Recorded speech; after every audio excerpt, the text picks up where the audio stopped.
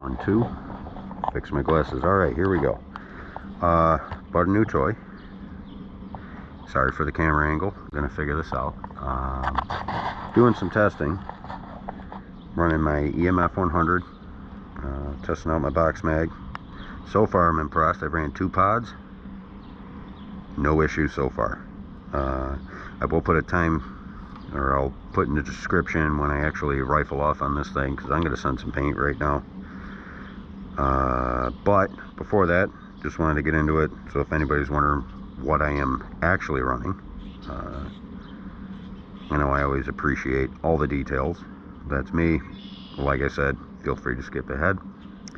So got this thing. Been dealing with the MCS box mag, having some feeding issues. When it works, it's awesome. But when it doesn't, I want to throw the thing across the field. So I finally said, well, let's take the step. I had an LTR, had a buddy talking to me about it, sent me back into the rabbit's hole. I've adjusted it, tweaked it, and here we are. As they say, take your unit. It's actually pretty simple. I had an LTR lying around, flipped out my motor. You flip the tension spring from the dye box mag into the LTR, and I replaced the battery with a In-Charge, which is a side note, more of a convenience, but probably can't see that with a light. 100% fully charged. Now the one thing, I'm sure if you've been looking into this, PB Nightmare, all that, the tension spring that's on the motor, it says to run it flush. You might have to tweak it a little bit. There was a guy, when I find, I'll look the name up, I'll put it in the description. Mad credit to him, because he's the one who said when you want to adjust it, do not put it in your marker. He said just fill it with paint, run it, and they should jump out. Now I was wondering, okay, what does that mean to jump out? They trickle out? They're going to jump 2 to 3-ish inches, to the point where I even put my finger over it to adjust the tension to see how much tension there is. And I mean, it stopped immediately. So you're looking for your paint they're going to jump out to like here. But if I put my finger over it, it stops. And I can tell you, there's not nearly as much tension as a mag fed. If you're a mag fed player, you know what I'm talking about with a spring tension. Which raises the question, can I run tournament paint in this? I can't wait to find out. Because there's not nearly as much tension as a CF20 spring loaded, magazine, which they do not recommend running high grade paint. Tension breaks the balls in the mags, whatever. But there's not nearly as much tension. I did remove the detent.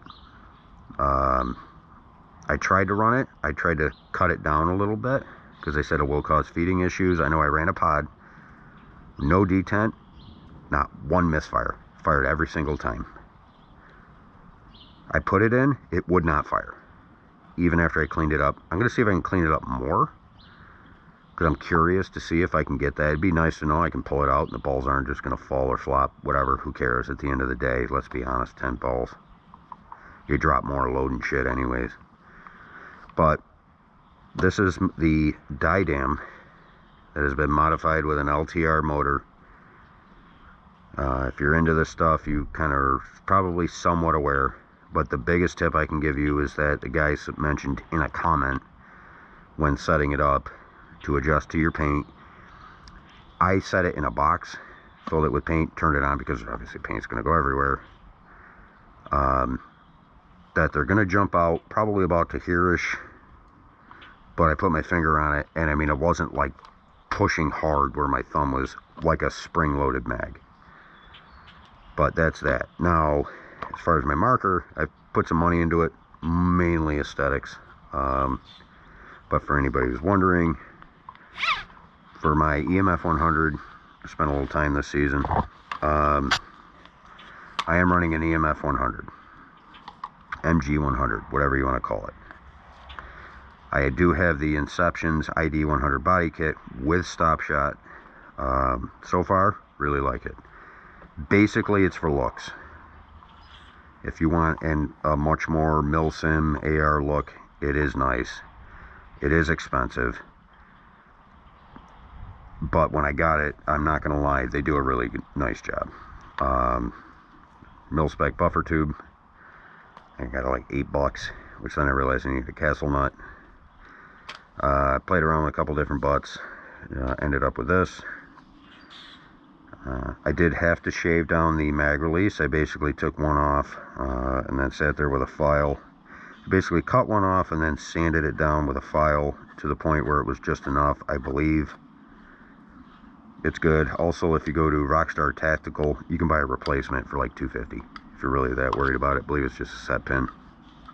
Obviously there's a spring, you can replace it if you're worried about it, because that's a hard mod. It's something you can't replace. We are running the Hair 45 valve. We are running an Inception's Fang trigger that I believe I have tweaked enough, maybe a little bit more, we'll see. But I mean, for what it's worth, there's very little play in this thing. Running a Matrix Arms handguard.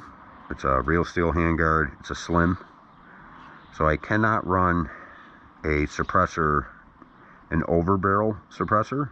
I can run one off the front because I got the one with the threaded tip, which is a, what is it, Deadly Winds carbon fiber Freak XL. Currently I have a 684 in there. Just got some cheap paint from the place I played at last 2 weeks ago for a quick little preseason with my boys. A UTG skeletal grip. Looks pretty awesome. Adjustable buttstock, the whole nine. Let's see, what do we got? Barrel, this, that, that. Sig Sauer Romeo Juliet micro red dot, which is on because I did chrono it quick. Between 270 280. If you're familiar with the EMF, very efficient.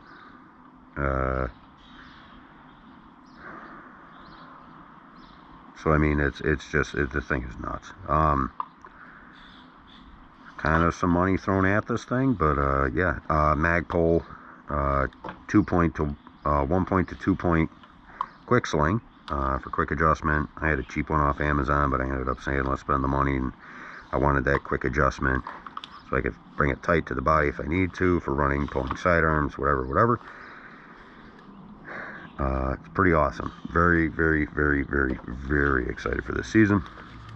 Like I said, yeah, we're chronoed and all that, and I will timestamp it. You frankly didn't want to hear any of that because you want to see this sweet baby rip.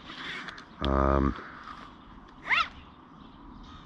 yeah, there she is, and sent some paint. I ran one pod through it. I ran another pod through it. I want to fully load it, see what she can do.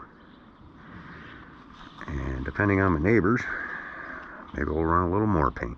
But either way, let's feel it out. So there it is. There is a little bit of wiggle with it. So I'm thinking about, because of the mags, there are two slits here, and there's actual pieces here. So I couldn't necessarily just throw some electrical tape around it and tighten it up a little bit.